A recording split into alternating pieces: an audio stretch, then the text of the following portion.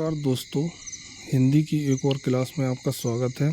इस क्लास में हम आपको संज्ञा से अव्यय तक पढ़ाएंगे। पिछली क्लास में हम आपको वाच्य पढ़ाया था, वाच्य के पूरे भेद बताए थे, वाच्य की एक्सरसाइज भी करवाई थी। तो इस क्लास में हम आपको संज्ञा से अव्यय तक पढ़ाएंगे, इसके प्रकार बताएंगे। और इस वीडियो में सिर्फ हम बात करेंगे संज्ञा की और सर्वनाम की। संज्ञा और सर्वनाम की बात करेंगे। तो चलिए दोस्तों, शुरुआत करने से पहले अब चैनल को सब्सक्राइब कीजिए, कमेंट कीजिए, शेयर कीजिए, लाइक कीजिए। चलिए दोस्तों, शुरुआत करते हैं। तो पहला है संज्ञा। संज्ञा टॉपिक में आपको बताएंगे इसकी परिभाषा और इसके भेद। तो परिभाषा क्या है? किसी प्राणी, वस्तु, स्थान तथा भाव के नाम को संज्ञा कहते हैं। आपने पढ़ाई होगा कंपटीशन एग्जाम में, इसको किस प्रकार से करते हैं ये आपको बताएंगे। तो किसी प्राणी, वस्तु, स्थान या भाव के नाम को संज्ञा कहते हैं। यहाँ पर संज्ञा पहचानने की सबसे बढ़िया ट्रिक है, कोई भी नाम हो, किसी भी वस्तु का नाम हो तो संज्ञा है। सीधी सी बात है। Noun is naming word. Hindi में, इंग्लिश में बोले तो नाम हो किसी का, वो क्या है? संज्ञा है। संज्ञा है आपकी। तो व्युत्पत्ति के आधार पर संज्ञा 3 प्रकार की होती है। नंबर 1 है व्यक्तिवाचक, नंबर 2 है जातिवाचक, नंबर 3 है भाववाचक। तो व्युत्पत्ति के आधार पर हो गई। और देखते हैं अर्थ के आधार पर संज्ञा 5 प्रकार की होती है। कौन कौन सी? व्यक्तिवाचक संज्ञा, जातिवाचक संज्ञा, समूहवाचक, द्रव्यवाचक और भाववाचक। भाववाचक लास्ट में। तो ये हो गई आपके संज्ञा के प्रकार। तो कंपटीशन एग्जाम में यही 5 चीज़ें पूछी जाती हैं। ठीक, कोई भी सेंटेंस दिया होगा, उसमें पूछा जाएगा किस प्रकार की संज्ञा है, या संज्ञा बताइए, निम्नलिखित वाक्य में संज्ञा बताइए। और वाक्य दिया गया होगा, लिखा होगा जैसे राम स्कूल जाता है, और पूछा जाएगा संज्ञा बताइए। ऑप्शन में दे दिया गया होगा व्यक्तिवाचक संज्ञा, जातिवाचक संज्ञा, समूहवाचक और द्रव्यवाचक। ये 4 ऑप्शन दे दिए आपको, अब आपको बताना है। ठीक है, तो ऐसे इस प्रकार से आपको कंपटीशन एग्जाम में पूछा जाता है क्वेश्चन। ये हमने आपको बता रहे हैं। चलिए वीडियो में आगे बढ़ते हैं। सबसे पहला है व्यक्तिवाचक संज्ञा। वह संज्ञा जो एक व्यक्ति और एक वस्तु के और एक स्थान के बारे में बोध कराती है। एक यानी व्यक्तिवाचक एक व्यक्ति विशेष, एक स्थान के बारे में बताती है। एक के बारे में बताएगी, चाहे एक व्यक्ति होगा, चाहे एक स्थान होगा, चाहे एक वस्तु होगी, कोई भी चीज़ एक होगी, उसके बारे में बोध कराएगी। और एक के बारे में बोध कराए तो व्यक्तिवाचक संज्ञा होती है, और एक से अधिक के बारे में बोध कराए तो क्या होती है? जातिवाचक संज्ञा होती है। यह हमें आपको बताना है। उदाहरण में जैसे गंगा, हिमालय, रामपुर, भारत, पवन, पाकिस्तान, काला सागर, सूर्य आदि। यानी एक चीज़ के बारे में हो, एक नाम हो सकता है, एक स्थान का नाम हो सकता है, कुछ भी एक हो सकता है। और एक से ज़्यादा हो तो वहाँ पे होगी जातिवाचक होगी। ओके दोस्तों, आगे बढ़ते हैं। जातिवाचक संज्ञा। जातिवाचक संज्ञा क्या होती है, इसको भी समझ लो। वह संज्ञा जो एक जाति वर्ग के बारे में बोध कराती है। जातिवाचक संज्ञा कहलाती है। पदों के नाम, उदाहरण में देखो, पदों के नाम डीएम, एसडीएम, उपसभापति, सभापति, बीडीओ आदि।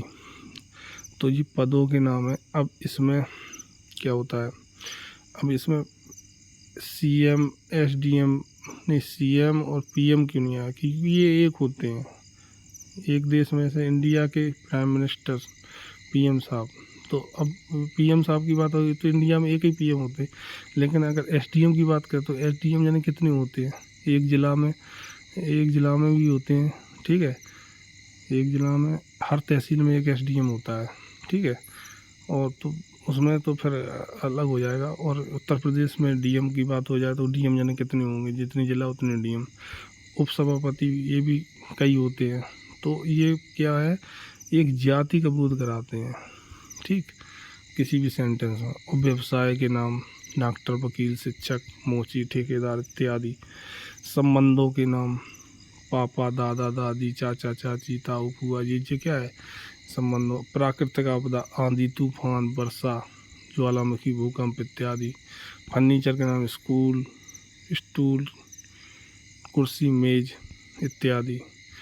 तो ये सब चीज़ें आपको याद रखनी है, हैं। तो ये आपकी जाति आ जाती, जाति वर्ग की बात आ जाती है, ठीक। जाति विशेष की अगर बात आ जाए तो आपको थोड़ा सा दिमाग लगाना है, आपको समझ में आ जाएगा। ओके दोस्तों, आगे देखो। समूहवाचक संज्ञा। समूहवाचक वह संज्ञा जो एक समूह वर्ग के बारे में बोध कराती है, समूहवाचक संज्ञा कहलाती है। कक्षा, सेना, संगठन, अधिकारी, पुलिस, बारात, मंच, पुस्तकालय, परिवार, आयोग, मोर्चा, परिषद, समिति, दल, सभा, चुनाव, पार्टी, मेला, झुंड, गिरोह, संसद, गुच्छा, कर्मचारी। ये आपके सब क्या है, कौन सी संज्ञा होगी यहाँ पे, समूहवाचक संज्ञा, जिसमें समूह हो, ठीक, समूह का बोध हो रहा हो, ये ध्यान रखना है। सेंटेंस में अगर कोई समूह आ जाए तो उसमें आपका कौन सी संज्ञा होगी, समूहवाचक संज्ञा होगी, ठीक। कोई भी सेंटेंस आ जाए उसमें अगर भारतीय सेना ने अच्छा पराक्रम किया तो भारतीय सेना क्या, भारतीय सेना कौन सी समूह, कौन सी संज्ञा होगी, समूहवाचक संज्ञा। कक्षा में सभी विद्यार्थी उपस्थित हैं, कक्षा संज्ञा होगी तो कौन सी होगी, समूहवाचक संज्ञा होगी। तो इस प्रकार से अगर सेंटेंस आएंगे तो आप समझ जाना, ठीक है। क्या है, आगे बढ़ते हैं। द्रव्यवाचक संज्ञा कौन सी है, द्रव्यवाचक संज्ञा। द्रव्यवाचक संज्ञा में देखिए, वह संज्ञा जिसे मापा तोला जा सके, जिसे मापा और तोला जा सके, गिना ना जा सके, ठीक। गिनने वाली होगी तो वो आपकी अलग हो जाएगी, ठीक। ये द्रव्यवाचक संज्ञा कहलाती है।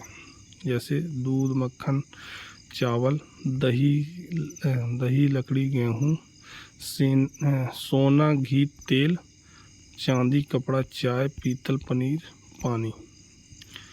और भी उदाहरण हो सकते हैं, ठीक, जिसे तोला और मापा जा सके, लेकिन क्या, गिना ना जा सके, गिना ना जा सके।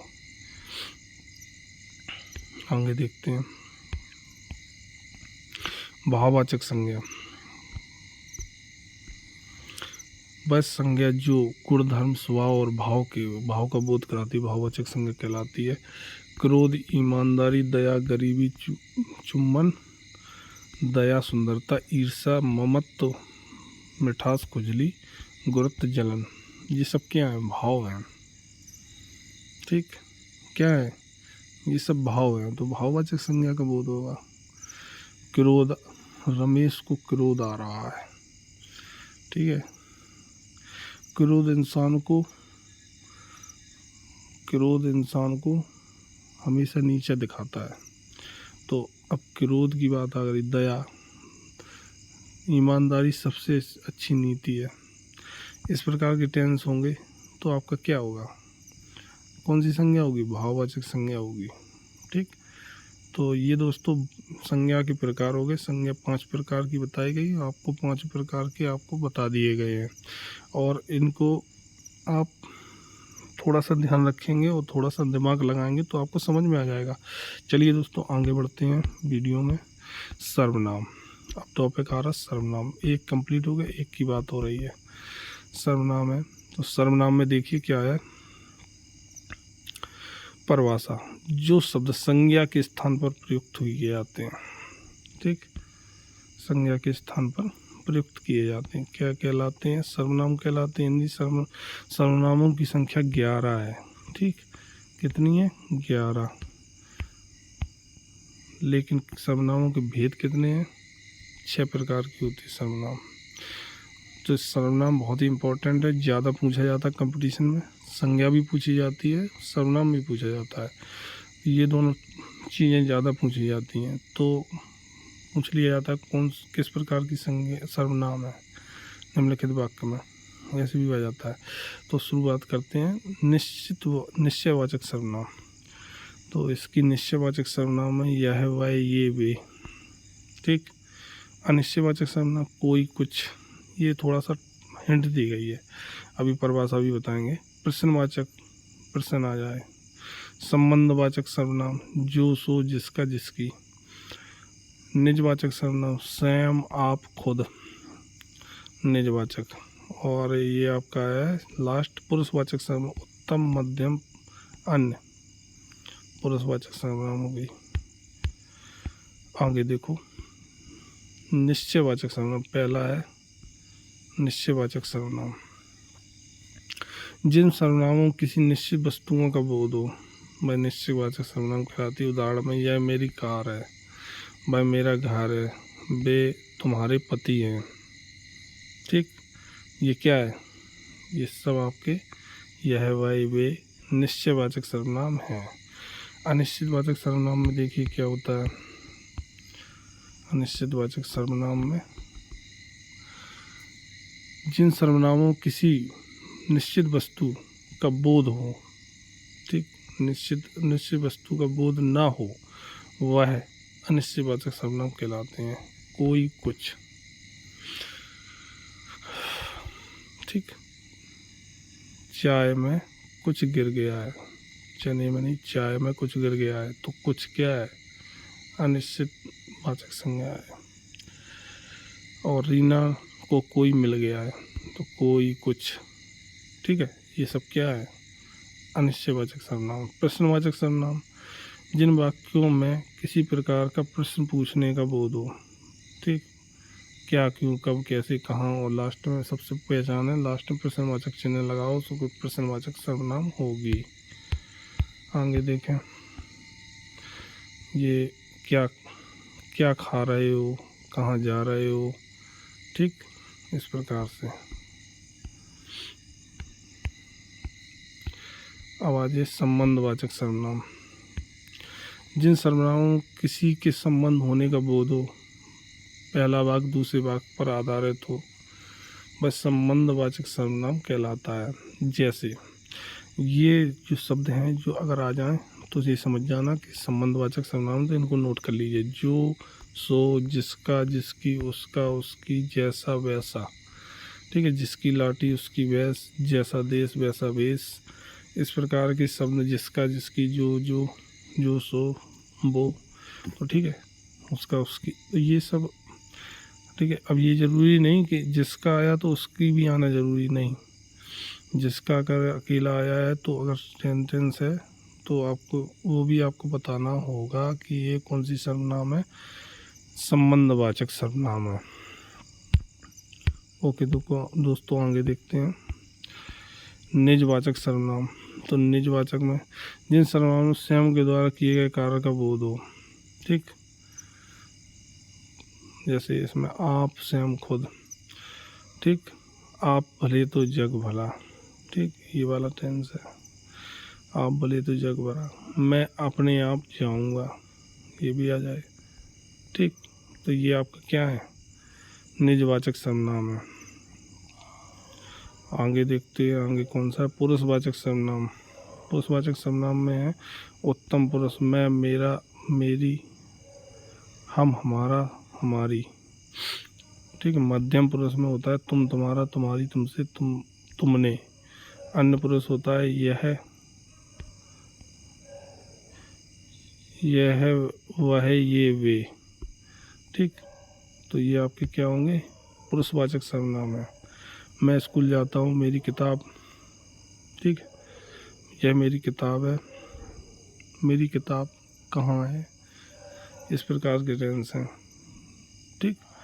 और हम, हमारा, हमारी, ये सब टेंस आ जाएं तो आपके ये शब्द प्रयुक्त हों तो आपके क्या होंगे? पुरुषवाचक सर्वनाम होंगे। ये आपको ध्यान रखना है। याद भी रखना पड़ेगा, ठीक। और इस चैप्टर में हमने बताया था, इस वीडियो में इस 2 टॉपिक कवर करेंगे, संज्ञा और सर्वनाम। तो हमारे 2 टॉपिक कवर हो चुके हैं दोस्तों, और आगे आने वाले वीडियो में आगे टॉपिक जो भी हमने बताए हैं, विशेषण, ठीक है, और विशेषण को कवर करेंगे। और अव्यय तक आपको 5 जो भी हैं 5-6 इस संज्ञा से अव्यय तक पढ़ाएंगे। तो तब तक आगे की वीडियो के इंतज़ार कीजिए। आगे की वीडियो में आपको और भी चीज़ें बताऊंगा, और भी अच्छे से चैप्टर को समझाऊंगा। Thanks for watching. और चैनल को सब्सक्राइब कीजिए, लाइक कीजिए, शेयर कीजिए। Thanks for watching.